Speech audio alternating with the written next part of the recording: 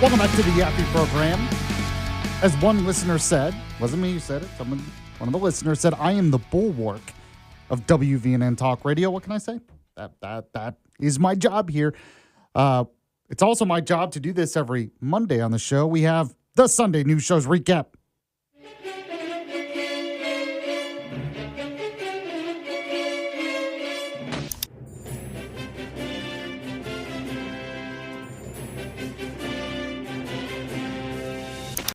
Recapping those Sunday news talk shows like Meet the Press, although they weren't on because of the World Cup, but CBS Face the Nation was, Fox News Sunday, CNN State of the Union, ABC This Week, and others. So you don't have to watch it.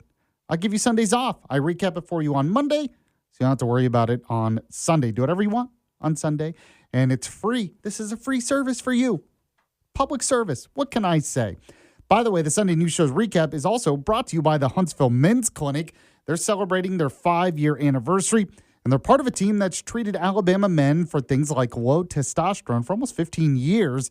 And they have a lot of new options this year as well. They really have taken care to another level. So they want you to come see what's new. Make an appointment today, guys. If you deal with problems in the bedroom or low energy or brain fog, could be caused by low testosterone or other issues, and they can help you out at the Huntsville Men's Clinic. So give them the call, 256-368-0333, or make an appointment online at the HuntsvilleMen'sClinic.com, HuntsvilleMen'sClinic.com. It's a great team there. Like I said, they've been doing this for 5 years in Huntsville. They know what they're doing. Real treatments based on real science that work for 92% of men that have tried it. $99 for that testosterone and PSA test. Numbers in about an hour. HuntsvilleMen'sClinic.com. Make an appointment. Tell them Yaffee sent you. So I played one cut of U.S. Senator Katie Britt earlier, one of our senators here in Alabama. I'll go to the rest because she was on Fox News Sunday and was talking about a couple of things, including Lindsey Graham's bill to add sanctions against Russia to help Ukraine, but also talking about China, the war in Iran. So play Katie Britt, cut 2 for me, Walker. You know, when we look at this, I think Lindsey Graham was clear-eyed about this. And I have said over the last week, South Carolina didn't just lose an incredible statesman. The Senate and the nation and the globe lost a leader and a difference maker. Look, he knew what Iran was capable of. And he knew that when they chanted death to America, that they meant it. Look, he believed in President Trump and knew that President Trump had what it takes to create a resolution to what is happening there. He knows that when you are threatened, that you do not respond with weakness. And when you are attacked, you do not retreat. Okay, and I agree with that. And she's right about Lindsey Graham. And it definitely has to do with what's going on in Iran. So I tend to agree with her on that. I'm going to play Katie Britt, cut 3 for me. Look, I know President Trump will do what it takes to keep our men and women uniformed safe and ultimately create a resolution to this. But this is why this is so important, Shannon. We know the very same people that are funding Russia and funding Putin's war of aggression are the very same people funding Iran. And front and center in that is China. And so we know by being able to move this bill across the finish line, the bipartisan support that we have gotten to hold Putin accountable, to give President Trump the flexibility and the tools he needs and the economic firepower to bring Putin to the table to create peace and resolution here will ultimately have a lasting impact across the globe, making sure that those who are funding bad actors, whether it be Russia or those in Iran, will be held accountable. Yeah, all that is good. And no doubt Lindsey Graham worked on that pretty hard. I have to admit, when you're talking about Vladimir Putin, it's almost like talking about Iran. I don't even know how you negotiate with him at this point. You would think that country had been through enough pain that they would say it's not worth it. But Putin's kind of crazy in a way, more ideological. So I don't know. It's kind of hard. I'm getting to the point. It's like, how do you negotiate with him? I just don't know. I'm going to play Katie Britt, cut 4. Look, I think that's just common sense. People want to know that their elections are safe. We want to know that our vote counts and that it is, in fact, us that gets to vote. I think you see voter ID in 35, 36 states across the country. We want to work diligently to ensure that we protect and save our election process. So we're going to keep pushing on this, Shannon. We're going to keep pushing on making sure that only citizens vote. I mean, we are seeing from coast to coast examples of places like D.C. D.C., where non-citizens can vote in city elections. We want to make sure that American elections are for American citizens. So we're going to keep working on what is a pathway forward from that. And I think what you heard from the president obviously was talking about potential of other actors being involved. And I think we get back to China. Look, China is undermining us at every turn. We're seeing that in Russia. We're seeing that with Iran. I think we need to be clear-eyed and in a bipartisan way talk very specifically about the threats of China, whether they're here at home or they're abroad. And that's certainly what I appreciate the president doing. So she's right about that. And of course, she was pushing for the Save America Act, the voter ID bill. It's not going to pass anytime soon. They don't have the votes to abolish the filibuster. They don't have the votes to get it through the Senate. And I have to say, Trump is an imperfect messenger on this. I know I talked about it. Trump really had an important message to the nation when it came to elections last week during his speech, but because of the history of this and some of what he has said in the past, he's an imperfect messenger. So just people that listen to it, they say, well, he's just griping about the 2020 election again. When really, I mean, that was a part of it, but really that was not the main point. The main point was how China is interfering. So we'll talk more about that. We have more of the Sunday News Show's recap to get to in the next hour, of course. So we will. Athens, WVNN FM Trinity, a Cumulus Media station. News starts now. You didn't start a business just to keep the lights on. You're here to sell more today than yesterday. You're here to win. Lucky for you, Shopify built the best converting checkout on the planet. Like the just one tapping, ridiculously fast acting, sky-high sales stacking, champion of checkouts. That's the good stuff right there. So if your business is in it to win it, win with Shopify. Start your free trial today at shopify.com/win. O'Reilly. Check engine, ABS, or maintenance light on? Take the guesswork out of your warning lights with O'Reilly Veriscan. The service is free and provides a report with solutions verified by ASE certified master technicians. And if you need help, we could recommend a shop for you. Ask for O'Reilly Veriscan today. O'Reilly Auto Parts.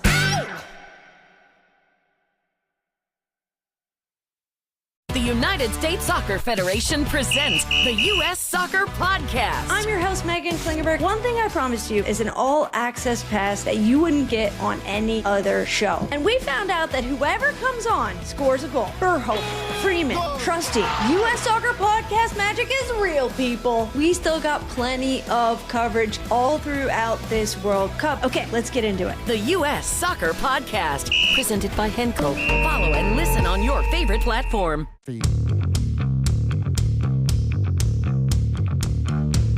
Yaffee Program on WVNN.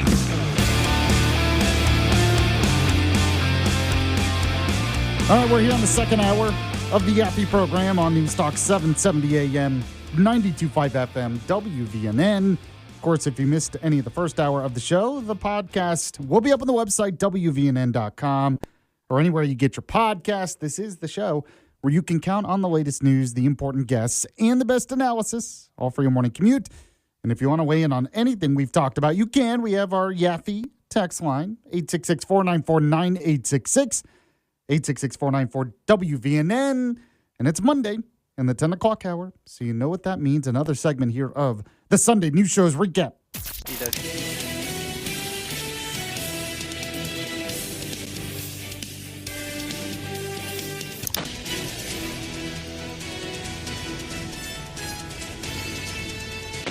Recapping what happened on those Sunday news talk shows, the highlights, the interviews for those news junkies who want to know what happened, but they don't have time on Sunday. That's all right. That's why I am here. You just got to listen to me every Monday morning. You're welcome. And I don't accept any taxpayer funds to do this segment like some other radio stations out there wanted. Just have to point that out. So one of the big themes that we've had to address when it comes to the midterm elections is the fact that the Democrat Party, they can be their own worst enemies.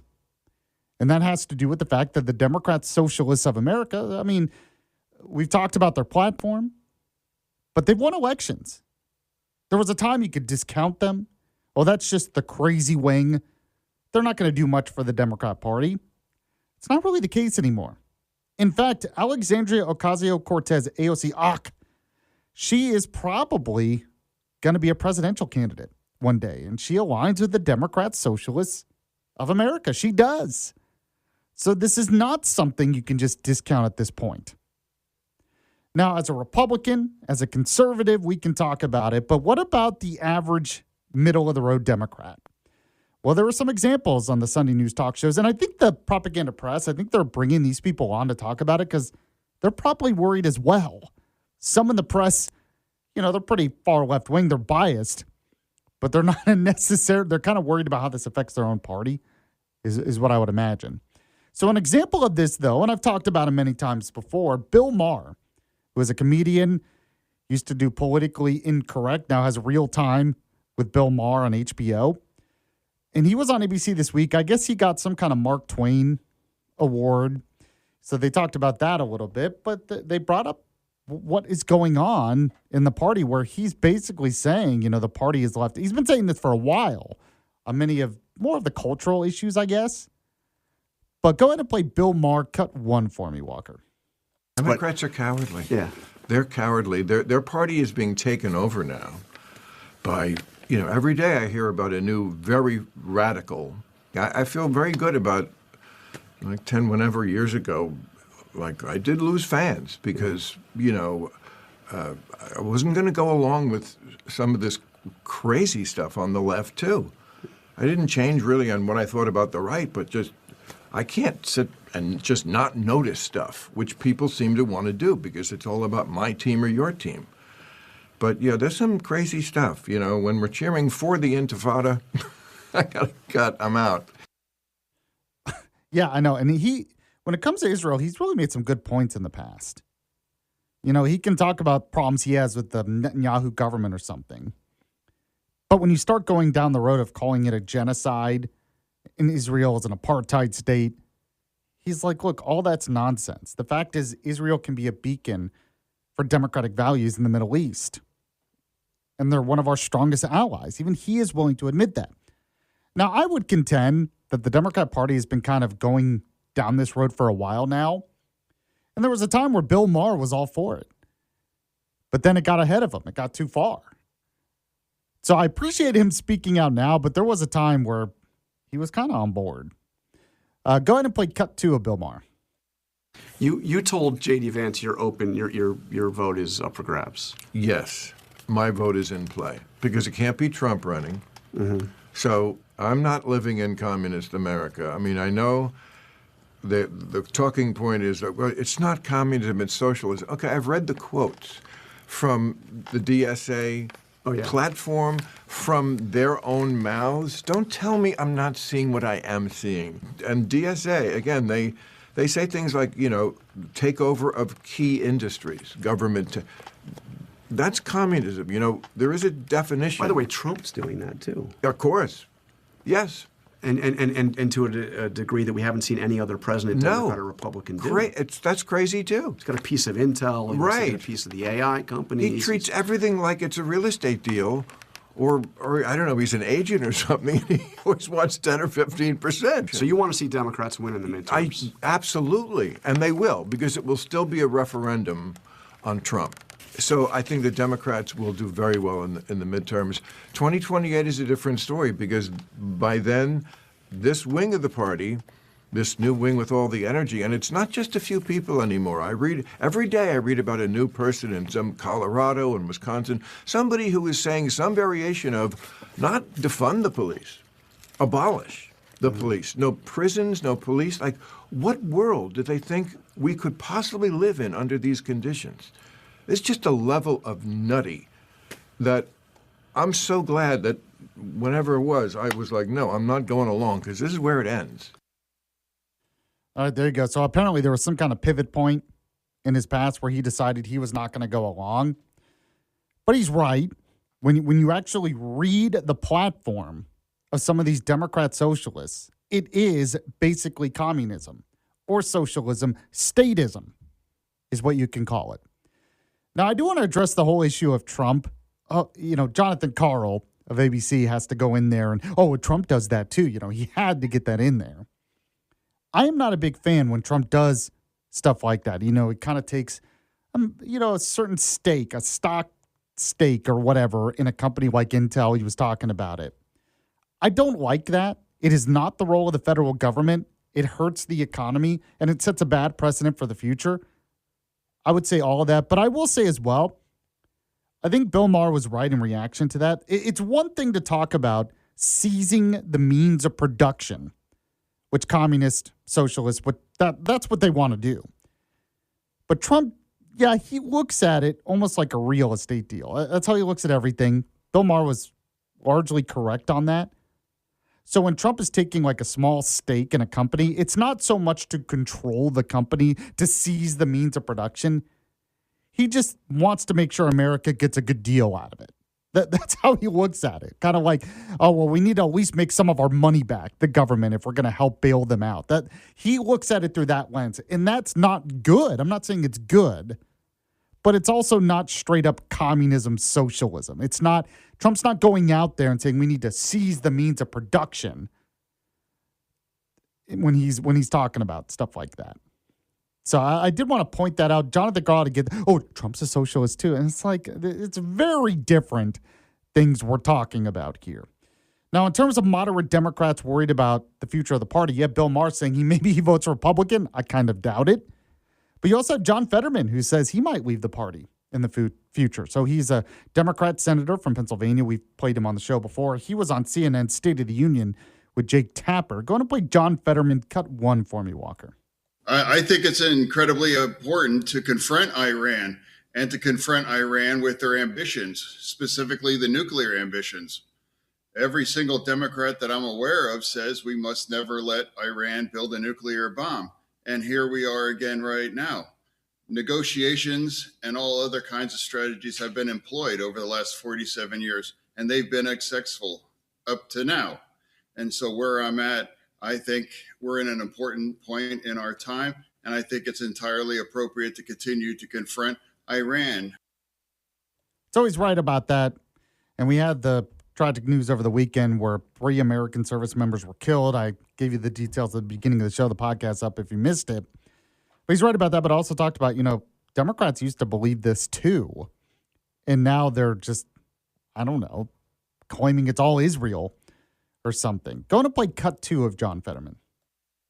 I think it's entirely appropriate to be pro-Palestinian. And of course, I'm deeply sympathetic to many of innocent Palestinians as well over. But where we have become parts in our party now describing Israel is genocidal state or apartheid state. And now we're not going to vote for any kind of aid. And now even people like the J Street organization are going to vote against basic things like the Iron Dome. And it's getting more and more incredibly hostile towards Israel. Israel is our important key ally. When candidates like you've had Dr. on just before me won't criticize Iran. In fact, he'll warn his supporters, well, we can't just be talking about that the leader of Iran was eliminated, which I think I'm proud to say that's a great thing. Eliminating Hamas leadership, eliminating Hezbollah leadership or Iran, that makes things safe and more just. And that's entirely appropriate views. What he says there is just common sense. And what he says there, look, I don't think he's a conservative Republican. I don't think he agrees with me on most things. But he's like, look, at the end of the day, when you start calling Israel an apartheid state and you want them abolished and all of this stuff, it's like what Bill Maher said. It's gotten crazy where he just can't follow that train. So what does this do to the party in the future? Now, go on to play a cut 3 of John Fetterman for me. When do you view the party as becoming officially overtly anti-Israel? When it's all of the House Democrats doing that? When it's a majority? Because you're pretty close right there with 103 out of 212. Well, candidates run on a platform. And if that becomes the Democratic platform, that we will now ever vote for any aid and we'll turn our back on Israel, then that makes me to make that decision. as really what a Democrat should stand for, or being a part of my party for me. Now, Jake, I've said this, that if I changed my party spontaneously right now, my views and my votes aren't going to change.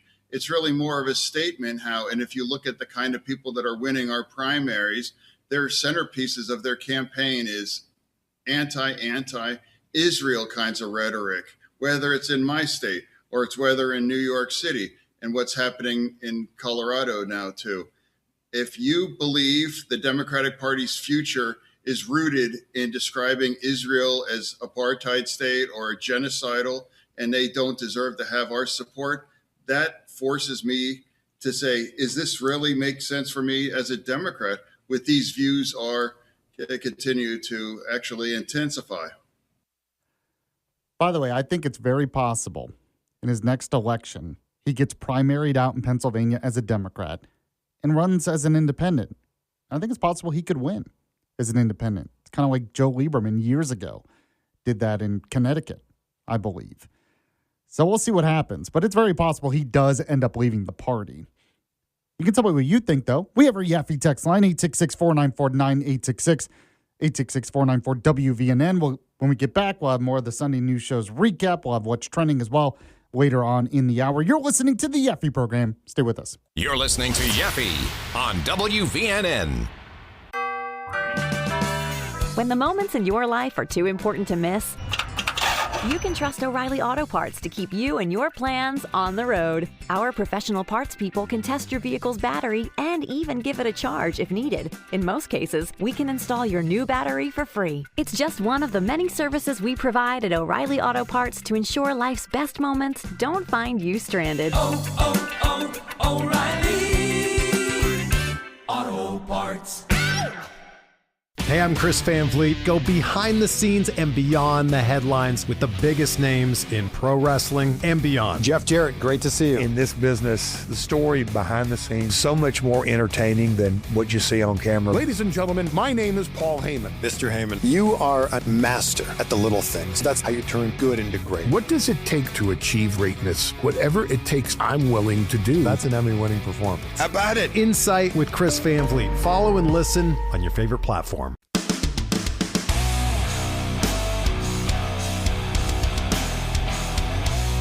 Welcome back to the Yaffee program. Doing my part to make radio great again. See, Dale screws it up in the morning, so then every day I have to make it great again. What can I say? If you want to weigh in, you can. We have the Yaffee text line, 866-494-9866, and we have the third and final segment now of the Sunday News Show's recap.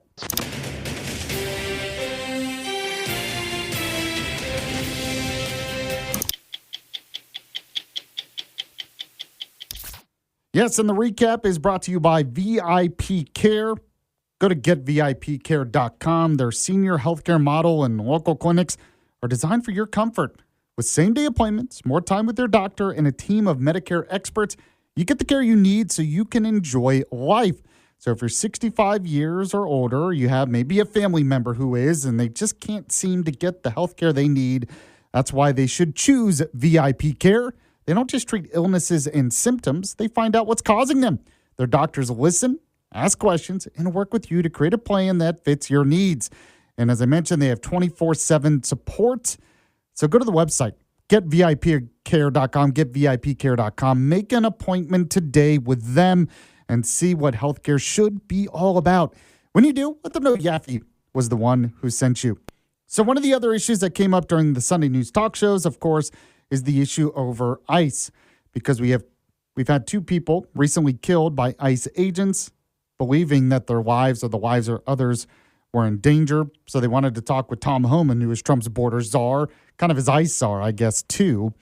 He was on CBS Face the Nation talking about the latest incident, especially in Maine, because there have been some pretty crazy protests in Maine because of this. So go ahead and play Tom Homan cut 1 for me, Walker.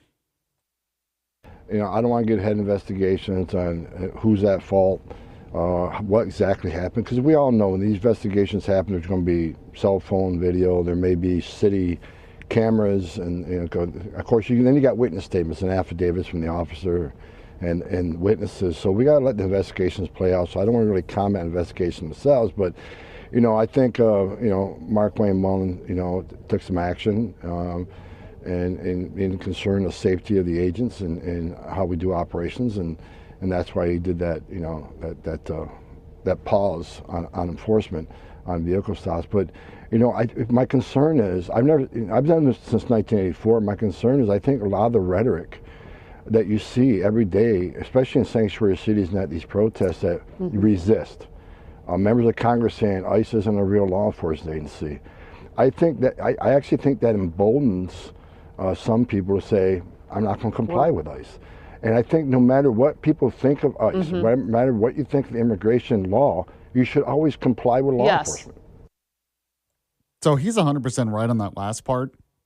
No, he's talking about the traffic stops and they paused it and brought it back or whatever.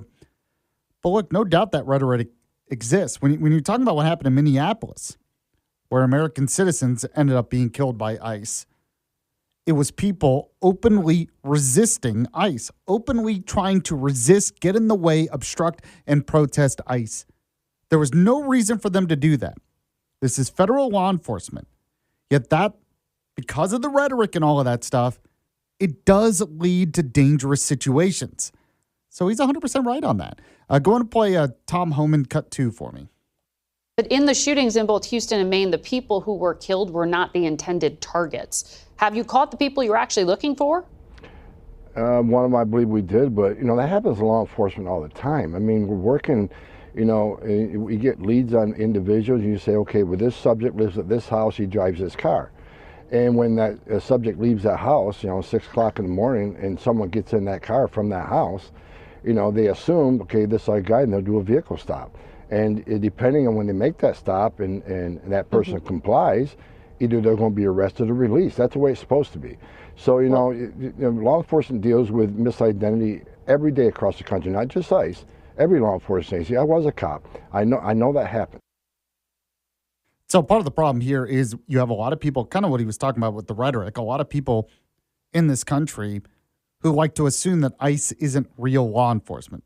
Well, but they are. I mean, they are. It's just the reality, whether you like it or not. Go ahead and play cut 3 of Tom Homan. They didn't have markings on that vehicle that would allow for him to know that they were ICE. It just looked like a car coming after them in the videos. No, they have emergency lights. Officers have insignia, so when they get out of that car and approach the car, you can clearly see the law enforcement officers. Well, in the video that has been public, it's not a marked car. These people, I'm not saying it's a marked car, but they have emergency lights and sirens. So when they pull somebody, they're going to activate the emergency lights. A lot of police departments. I'm in New York City right now. A lot of NYPD officers are driving unmarked vehicles, and that helps them find people that don't want to be found, right? So, but bottom line is, we'll see when the investigation plays out, but they would be alive today if they simply complied with a vehicle stop by federal law enforcement. Just comply. You can, if you don't think you're being treated right and they had no reason to stop you, then there's avenues to take them to court, to sue. All right, so there you go. He's right. You can just comply. They don't have markings. Now, I guess there was a dispute on whether they actually used the emergency lights.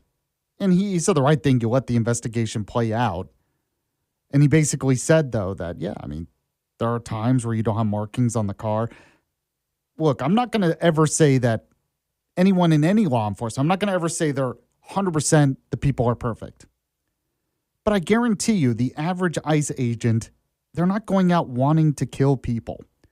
They just want to do their jobs. And it's very dangerous right now because of the rhetoric surrounding it, where you basically have this message that they're not real law enforcement. Of course they're real law enforcement.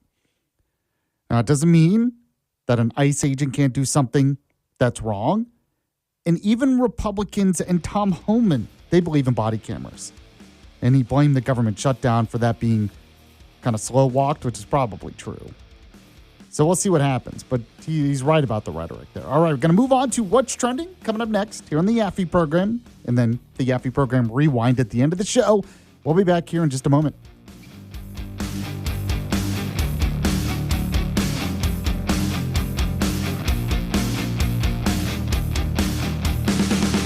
The Yaffee program.